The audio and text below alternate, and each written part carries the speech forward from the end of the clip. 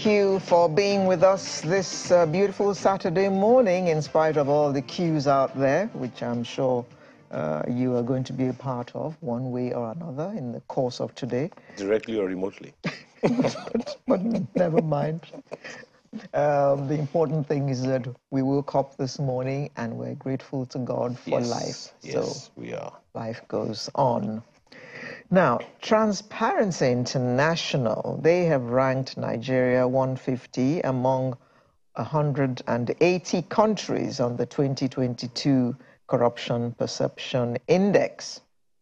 The country maintained its previous year's, that is 2021's, score of 24 out of 100 points. But there was a change in rank from 154 to 150. Now, to look at this with us this morning, I'd like to welcome the Director, Civil Society Legislative Advocacy Center, CISLAC, Mr. Awal Rafsanjani, who is joining us via Zoom from New York. Good morning. Good morning, and good morning, viewers. Good morning, Mr. Rafsanjani. Can you hear us? Yes, good morning. I can hear you very well. All right. Well, thank you for joining us this morning. Would you say this is an improvement, or it is just repeating the class? Okay. I think a kind of background so that viewers and listeners can understand what Transparency International tries to do. First, Transparency International is not assessing the work of EFCC, ICPC, Code of Conduct, and the rest of them. Transparency International is not also assessing the anti-corruption work of the Nigerian government, whether it's doing bad or it's doing good. Transparency International Corruption Perception Index only centers on public perception on corruption and looking at the level of bribery, looking at the level of diversion of public funds, looking at use of public office for private gains, looking at nepotism in the civil service, also looking at the state capture, as it were, and equally looking at Nigerian government effort in terms of enforcement of integrity mechanism. It is also looking at the effective prosecution of politically exposed persons. It also looks at the existing or an inadequate legal framework of the fight against corruption. So it is important that we first understand that. Then let me also answer your question. So there are two parameters that Transparency International uses to measure perception of corruption in a country. For Nigeria, there are 8 sources that Transparency International is using, because Transparency International does not sit down to put together this. It simply relies on credible institutions that do perform rating of countries. And Nigeria, incidentally, is part and parcel of some of those institutions or sources.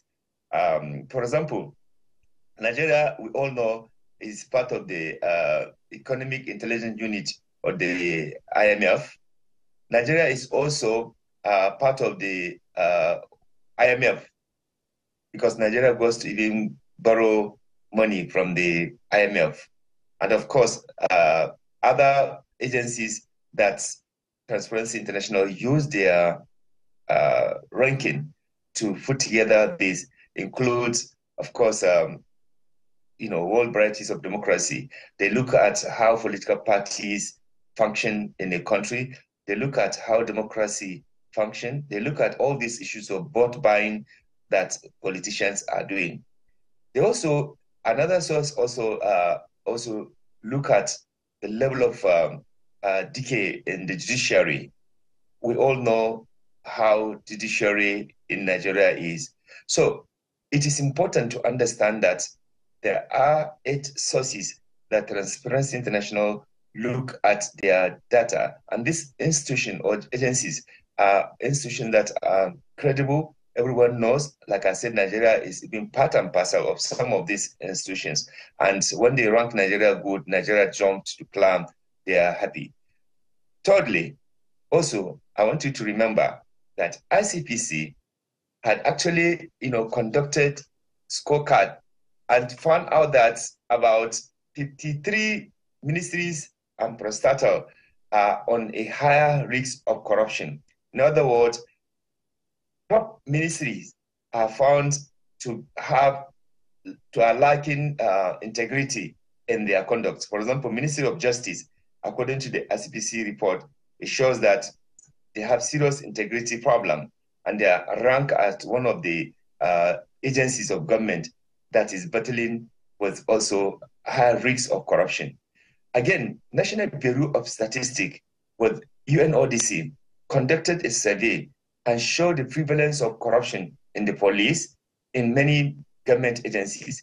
So if you are an objective person, and especially for a government that wants to fight corruption, when Transparency International say that there are lapses in XYZ, all you need to do is to look at it and then see what you can do. I give you an example. Transparency International rank Britain, law. It rank Canada law. It rank Norway law. It rank United States of America law, Switzerland, and all these countries. None of them came like the way the Ministry of or some government, spokesperson in Nigeria have come to abuse and attack TI. In fact, as a matter of fact, when Transparency International ranked America low, what the American government did was to say, okay, let us see where we have challenges and let's work with you to address that. To portray that, the International Anti-Corruption Conference took place in December in Washington, D.C. We were all there. Even some of Nigerian government officials were there. To do what? To look at how can we, or how can America and other countries in the world overcome their corruption cases. But in the case of Nigeria, each time this thing comes, despite the obvious, despite the fact that Nigerians are going through all form of corruption, from the pure subsidy scam to the diversion of public funds, like you've seen how ICPC has been collecting funds misappropriated or diverted in the name of constituency project. Every day you wake up, you will see this high-profile scandal.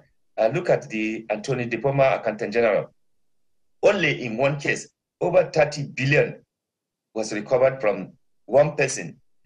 ICPC again arrested 2 civil servants with 301 houses, possessed with illegal. Mr. Rafsanjani, please, I'm sorry to cut you short. I mean, you said that there were 8 sources by which your agency does these rankings.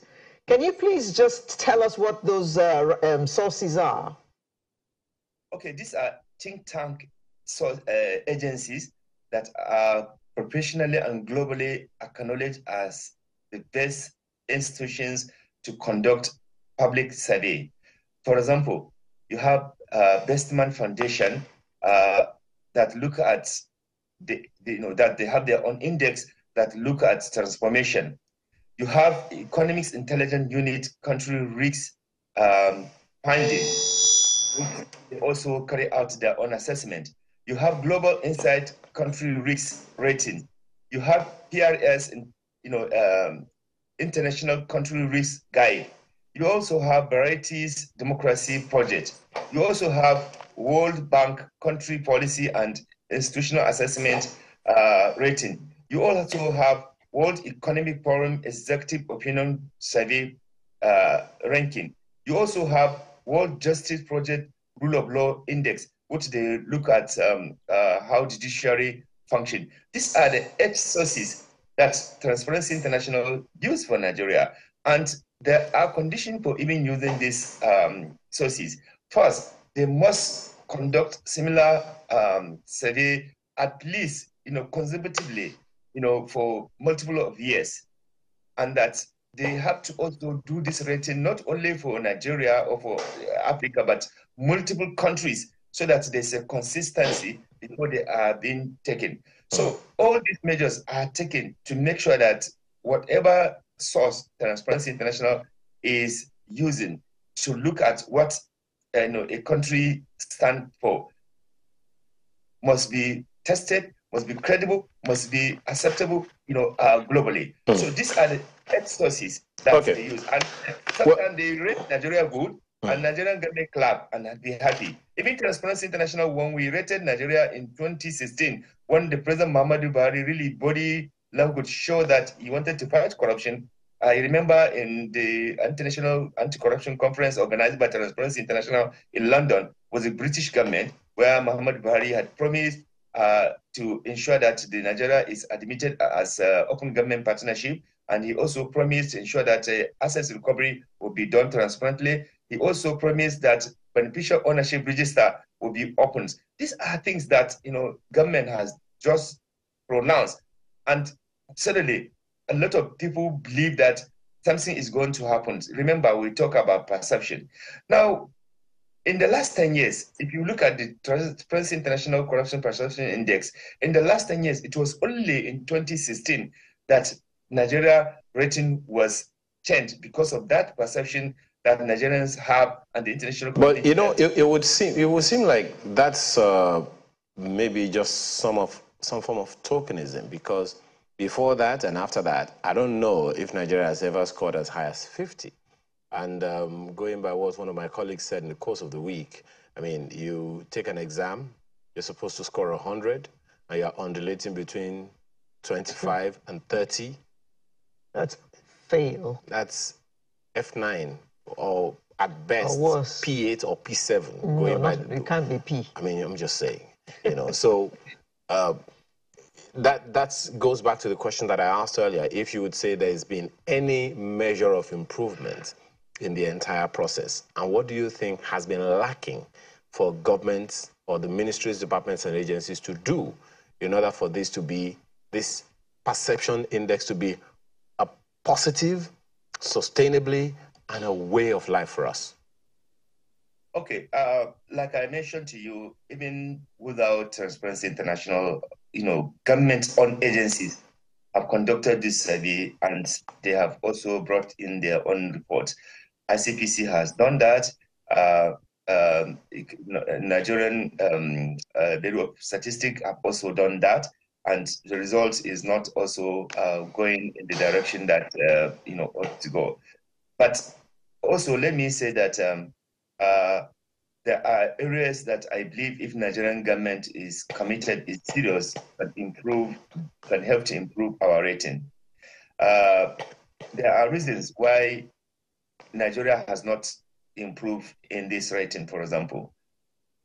First and foremost, the pardon of politically exposed person has sent a very negative impression about how serious we are. Nigerian government spent a lot of money to investigate and try and jail some people.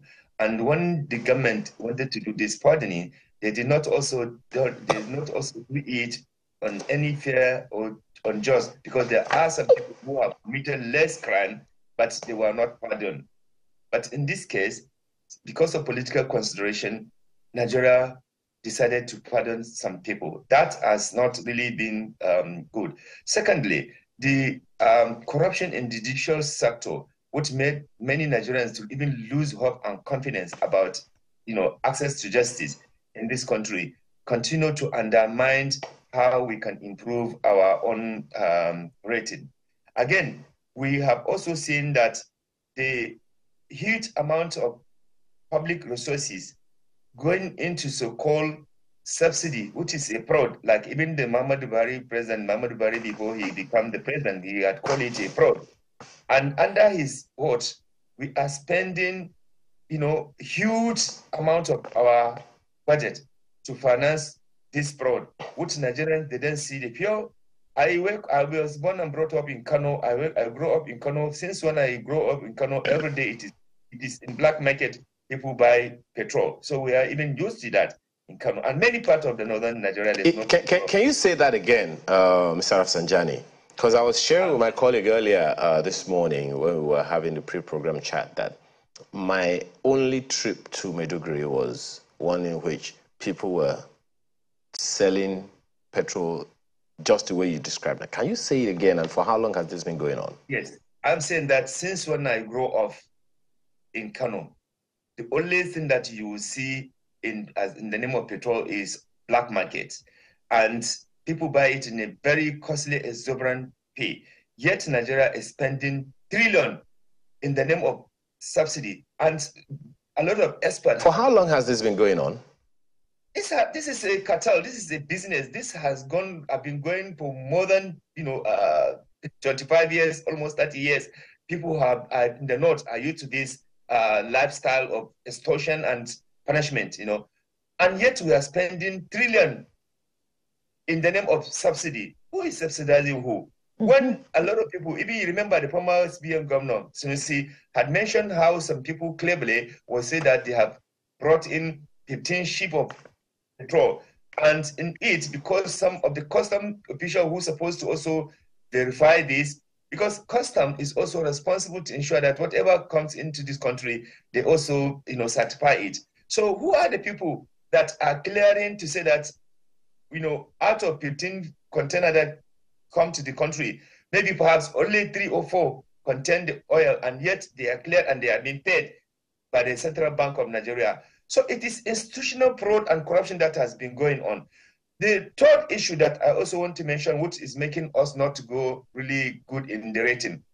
You see, the oil theft has reached a level that almost what government is earning as oil income is, the oil theft is almost twice of it. And nobody has been investigated, nobody has been arrested. You cannot be fighting corruption when such kind of situation are happening, There's another form of fraud that is going on, which they call constituency project by some members of the National Assembly. A lot of billions have been sent, factored into that, and even the president has been raising concern over it. As I speak to you, ICPC and EFCC have been arresting so many people that are involved in this so-called constituency project fraud. This constituency fraud has no any legal framework. Some people will just sit down and say they want to XYZ in their constituency, no verification, no investigation, nothing. In some cases, they are even on the contractors, they are the owners of the company. In some cases, they connive with ministries or the prestator to do that. These are huge amount of money that if it has been put properly, it will have helped in terms of transforming the country. Again, you have a lot of lapses in some of the legal framework that we have. We have, for example, public procurement law. It is disregarded, abused, and not even followed, even by the legislators who have legislated on the public procurement law. So just, Mr. Rafsanjani, these are very gory and very displeasing, distressing, understanding that you're giving Nigerians now. And I'm almost certain that some of the people who work in these ministries, departments, and agencies are watching this program right now. Some of them are crying. Some of them they don't know what to do anymore. They are as frustrated as every Nigerian is. So are you saying then that it's such a hopeless situation that no one can do anything about? Because if this continues, things can only get worse. Last year, we scored 24 out of 100 points. This year, this current perception index gives us exactly the same thing, 24 out of 100, even though we have moved up like 4 steps on the rank. Who is supposed to do what? We have ICPC, we have EFCC, we have these organizations that are supposed to monitor and checkmate these corruption practices. We have the police, whose primary responsibility it was in the first place, because there are those who would point to the fact that ICPC and EFCC were supposed to be functions of the police which are not being done. So who is supposed to do what to ensure that these corrupt practices do not continue?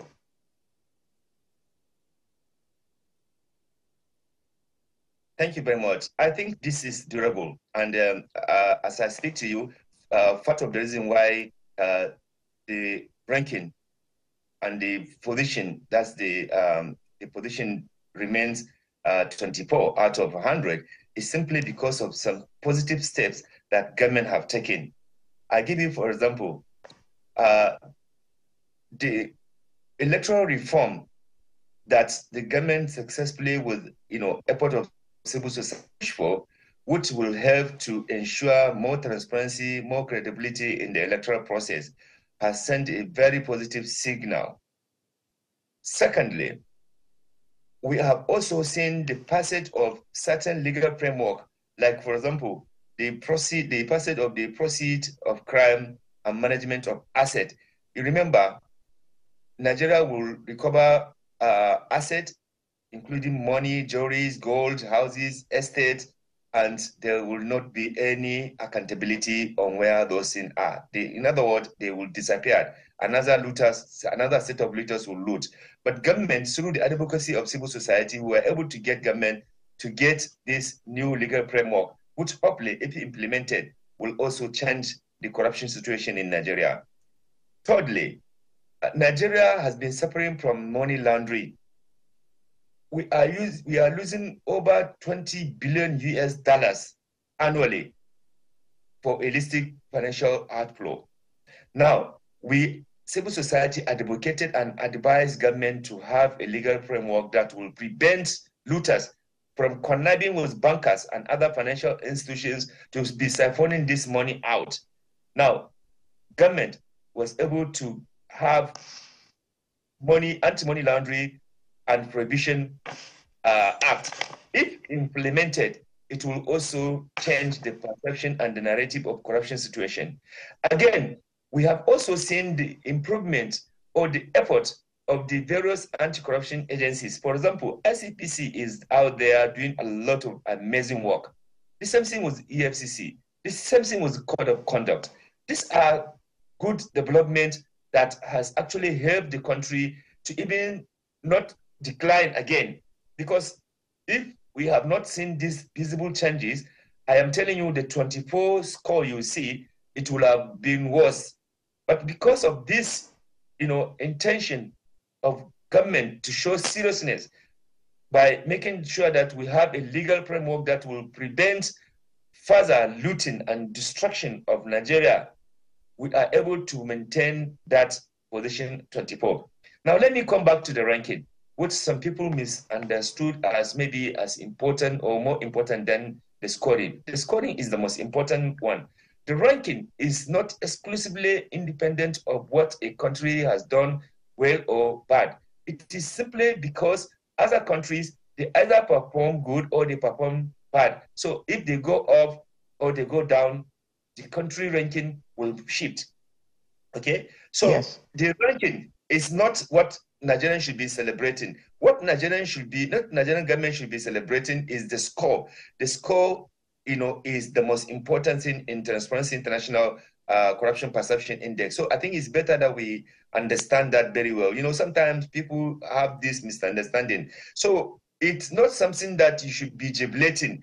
It is just this whole issue that I mentioned to you now, the new legal framework and the determination of EFCC, ICPC, and conduct to continue to do this at the risk of even their life, because they sacrifice their life, they pursue, politically exposed person, and at the end of the day, after they conclude the cases and the court maybe jail them and they get pardoned. Now, these people have not even life insurance.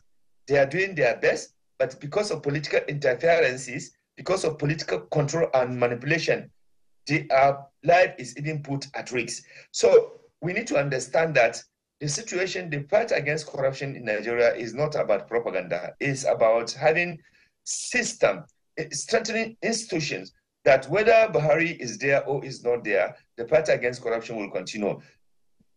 Secondly, I want to also... Mr. Rafsanjani, we're running out of time, and I want you to quickly address this. Is TI solely to do the ranking of the countries, or is it also in a position to dialogue with countries regarding corruption? This is why I'm saying that TI has nothing to do with having any dialogue with anybody, over ranking, because what they did was they would just take these sources.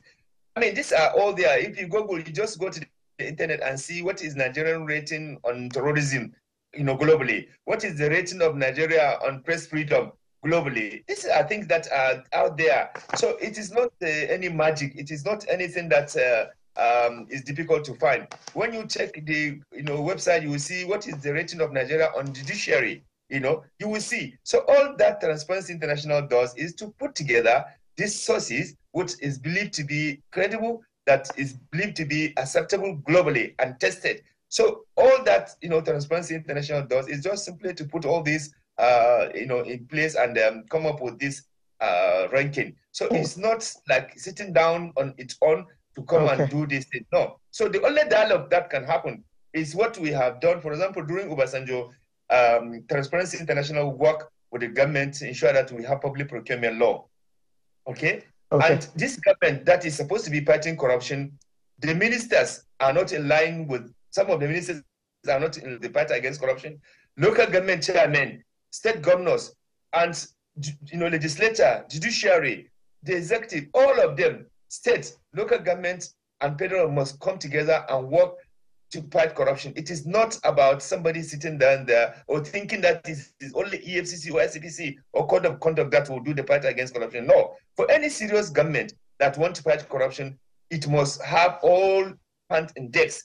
There's no way you have about 20 or 21 governors as a ruling party, and their governors are not even part of any anti-corruption work. There's no way your ministers and director generals and several DGs who are in your team are perpetuating corruption, and you think that all is well. Okay. Because it has to be completely... Thank you very much. Thank you very much, Mr. Awal Rafsanjani, Executive Director, Civil Society Legislative Advocacy Center, CISLAC, who joined us via Zoom from New York. Thank you very much. It's important to note that this is just a corruption perception index. Not measurement. It's a perception. Thank you very much, Mr. Rafsanjani. By the way, thank you for making that sacrifice. Must be something close to 4 a.m. where you are now. Appreciate the sacrifice. Thank you. Thank you. We'll be right back with another interesting conversation in just a moment. Do remain with us.